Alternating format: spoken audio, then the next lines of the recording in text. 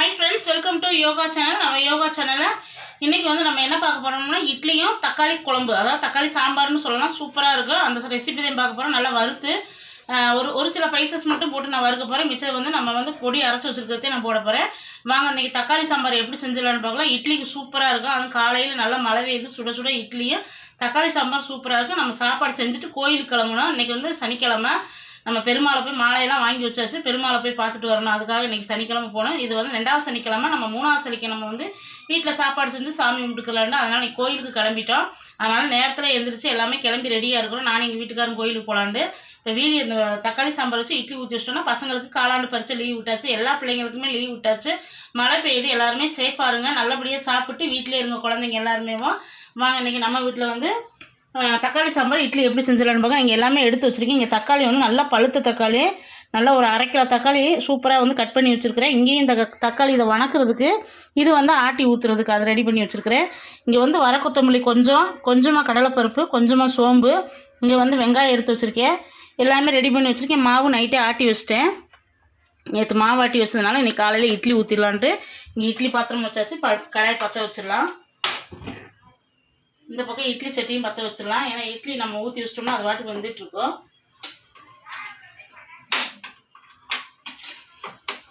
இப்போ எண்ணெய் நல்லா காஞ்சிருச்சு. இப்போ இந்த 3 பைசஸுமே சேர்த்துடலாம். நான் கொஞ்சம் பொடி அரைச்சி வச்சுருக்கேன். இந்த பிரியாணி மசாலாவுக்கு அந்த பொடி கொஞ்சமாக போடுவேன். அப்போ தான் இட்லி சாம்பாருக்கு நல்லாயிருக்கும். இது தக்காளி சாம்பாருக்கு.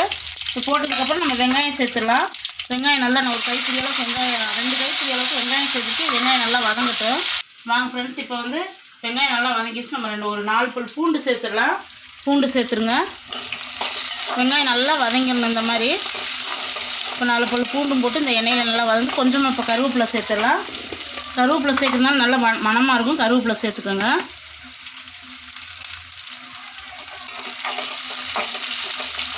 கருவேப்பிலை சேர்த்துட்டு நல்லா வதக்கிட்டு இப்போ தக்காளி உங்களுக்கு எந்த அளவுக்கு தேவையோ அந்த அளவுக்கு தக்காளி சேர்த்துக்கோங்க. நல்லா பழுத்த தக்காளி சேருங்க. அப்போ தான் இந்த சாம்பார் நல்லாயிருக்கும். தக்காளி சாம்பார் இப்போ நல்லா வதங்கட்டும். நைட்டே ஆட்டி வச்சிட்டேன் ஃப்ரெண்ட்ஸ். மாவு நல்லா குளிச்சுட்டு மிச்சம் மாவுலாம் ஃப்ரிட்ஜில் எடுத்து வச்சிட்டேன். நான் மாவாட்டி ஒரு 2-3 மணி நேரம் வெளியே வச்சுட்டு அதுக்கப்புறம் தான் மாவு எடுத்து ஃப்ரிட்ஜில் வைப்பேன். இதை கொஞ்சம் நான் நைட்டே எடுத்து வெளியில் வச்சிட்டேன். கொஞ்சம் உப்பு சேர்த்துக்கலாம். உப்பு சேர்த்துட்டு நல்லா பிசைஞ்சு நல்லா கலந்து விட்டுறலாம். தண்ணி நல்லா கொதிச்சிடணும். இட்லிக்கு எப்போயுமே ஊற்றி வைக்கும்போது தண்ணி நல்லா கொதிச்சதுக்கப்புறம் தான் நம்ம மாவு ஊற்றி வைக்கணும். நம்ம முன்னக்கூடயே ஊற்றி வச்சிடக்கூடாது. நல்லா கலந்துடணும். கலந்துட்டு இப்போ ஊற்றி வச்சிடலாம். தண்ணி நல்லா கொதிச்சு வச்சு பாருங்கள். நல்லா அந்த சுட சுட இட்லிக்கும் அந்த தக்காளி சாம்பாருக்கும் அருமையாக இருக்கும் ஃப்ரெண்ட்ஸ். சுட சுட சாப்பிடணும். அப்போ தான் சூப்பராக இருக்கும்.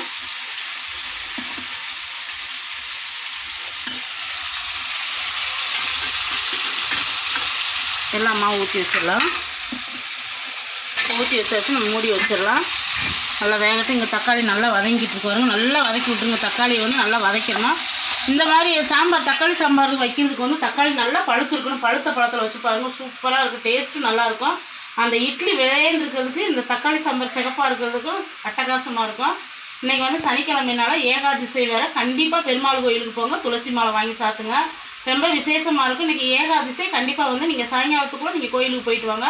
நான் இதை முடிச்சுட்டு கோயிலுக்கு கிளம்பணும். அதனால் டக்குன்னு வேலை பார்த்துட்டு நான் நேரத்தில் எந்திரிச்சிட்டேன். எந்திரிச்சு எங்கள் வீட்டுக்காரர் ஊசிட்டு வாங்க கோயிலுக்கு போயிட்டு வரலாம் அப்படின்னு. அவங்க இப்போ லேட் ஆகிடுச்சு. அதனால் சரி சாப்பாடு போயிட்டு சாப்பாடு செய்யலான்னு நினச்சேன். சரி சாப்பாடு செஞ்சு வச்சுட்டு போயிடலாம். பசங்க 2 பேருமே வீட்டில் இருக்கிறதுனால சாப்பிட்ருவாங்க. நம்ம போனவங்க வந்துட்டு அவங்க வேலைக்கு கிளம்பணும். அதனால் டக்குன்னு நம்ம செஞ்சுட்டு இப்போ கோயிலுக்கு கிளம்பிடலாம். கோயிலுக்கு போய் கோயிலையும் உங்களுக்கு காட்டுறேன். உங்களுக்கு கோயிலை பெருமாள் கோயிலை. வாங்க ஃப்ரெண்ட்ஸ், தக்காளி வாங்க. இப்போ நம்ம தக்காளி நல்லா வதங்கிடுச்சு.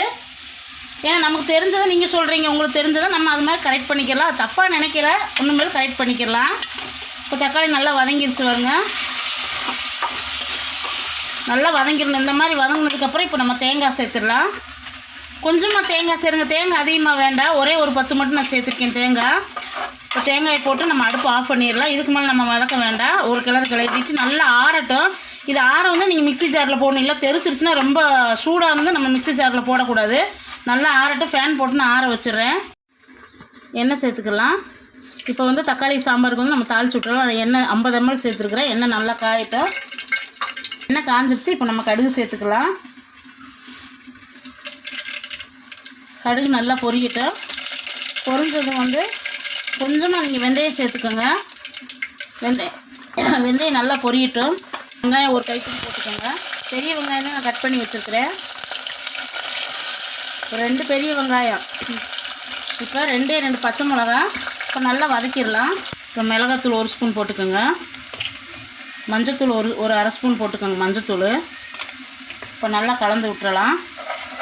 இந்த எண்ணெயிலே போட்டுருங்க. இப்போ வந்து கருவேப்பிலை சேர்த்துக்கோங்க.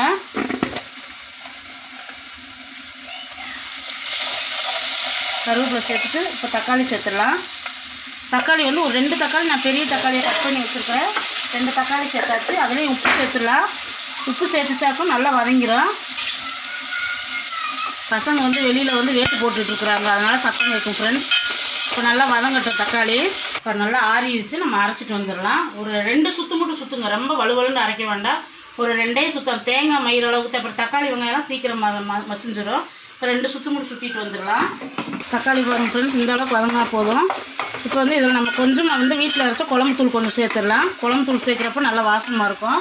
கொஞ்சமாக குழம்பு தூள், ஒரு ஸ்பூன் வந்து கரம் மசாலா சேர்த்துட்டு நல்லா வதக்கிடலாம். இப்போ நல்லா அரைச்சிட்டு வந்தாச்சு. இந்த அரைச்சது இந்த பேஸ்ட் இதில் சேர்த்துடலாம். தக்காளி, வெங்காயம், சோம்பு, வர கொத்தமல்லி, கடலைப்பருப்பு எல்லாமே போட்டு நம்ம தேங்காய் எல்லாமே போட்டு நல்லா வதக்கியிருந்தோம். அதை ஆட்டியாச்சு. இப்போ நமக்கு எந்த அளவுக்கு தண்ணி வேணுமோ அந்த அளவுக்கு நம்ம தண்ணி சேர்த்துக்கலாம். தண்ணி உங்களுக்கு எந்த அளவுக்கு வேணுமோ தண்ணி சேர்த்துக்கோங்க. நான் இன்னும் கொஞ்சம் தண்ணி சேர்ப்பேன். அப்போ தான் நமக்கு கெட்டியாக வந்துடும் தக்காளி சாம்பார் வந்து. போதும் இந்த அளவுக்கு. இப்போ உப்பு எல்லாமே கரெக்டாக இருக்கான்னு பார்த்துட்டு நல்லா கொதிச்சு வர்றப்ப நம்ம மல்லித்தலை போட்டு இறக்கிட்டோம்னா நமக்கு சூப்பரான ஒரு தக்காளி சாம்பார் ரெடி. இந்த பக்கம் இட்லி வந்துருச்சு. நம்ம உப்பு கரெக்டாக இருக்கான்னு பார்த்துக்கலாம். உப்பு சூப்பராக கரெக்டாக இருக்குது ஃப்ரெண்ட்ஸ். இந்த அளவுக்கு போதும். இப்போ இந்த பக்கம் வந்து நமக்கு இட்லி வந்துருச்சு பாருங்கள். இப்போ இட்லி எடுத்துடலாம். எடுத்து நல்லா ஆற வச்சிடணும். இட்லி ஒரு 5 நிமிஷம் நமக்கு ஆற வச்சிடலாம். ஆற வச்சதுக்கப்புறம் இட்லி நல்லா வரும். ஆறட்டும். வாங்க ஃப்ரெண்ட்ஸ், இட்லி எடுத்துடலாம். இட்லி நல்லா சூப்பராக வந்துருச்சு பாருங்க. நமக்கு நல்லா பஞ்சாட்டம் இருக்கும். ஒரு 5 நிமிஷம் நம்ம இப்படி வச்சுட்டு எடுத்துட்டோம்னா இட்லி நல்லா வரும். நல்லா இந்த இட்லிக்கு இந்த தக்காளி சாம்பாரோடு சாப்பிட்றதுக்கு ரொம்ப சூப்பராக இருக்கும் ஃப்ரெண்ட்ஸ். அதுவும் சுட சுட சாப்பிடணும். நல்லா சூடாக சாப்பிட்டோம்னா அவ்வளோ டேஸ்ட்டாக இருக்கும். எல்லா இட்லி எடுத்துகிட்டு இன்னொரு இடத்துல ஊற்றி வச்சிடலாம்.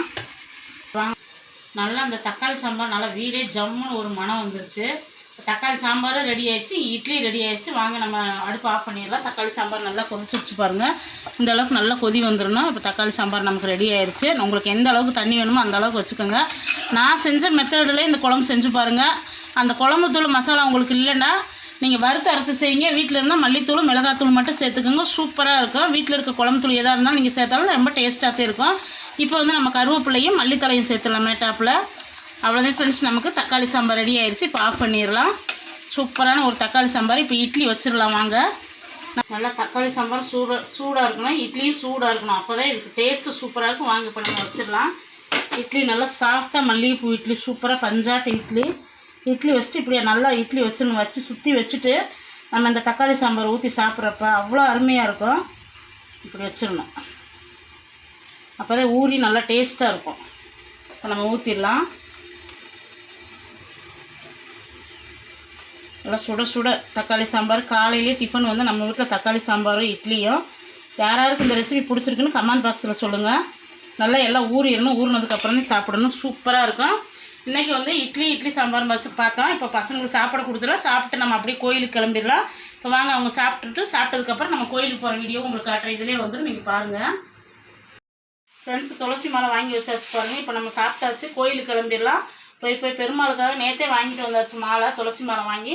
இன்றைக்கி துளசி மாலை போட்டு, ஏன்னா 3வது சனிக்கிழமை நம்ம வீட்டில் சாமி கும்பிட்றதுனால போக முடியாது கோயிலுக்கு. அதனால் இன்றைக்கி போயிட்டு வந்துடலாம் அப்படின்னு இப்போ கிளம்பியாச்சு ஃப்ரெண்ட்ஸ். நம்ம கோயிலுக்கு வாங்க, கோயிலுக்கு போயிட்டு வந்துடலாம்.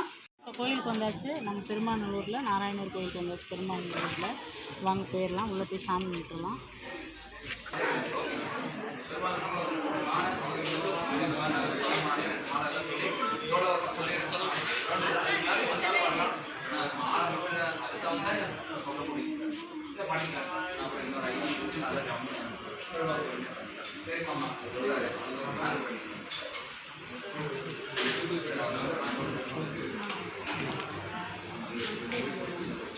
டிக்கெட் எடுத்துட்டு வாங்க. அர்ச்சனை டிக்கெட்டு அர்ச்சனை பண்ணிடலாம். சில்லறை கொடுப்பா.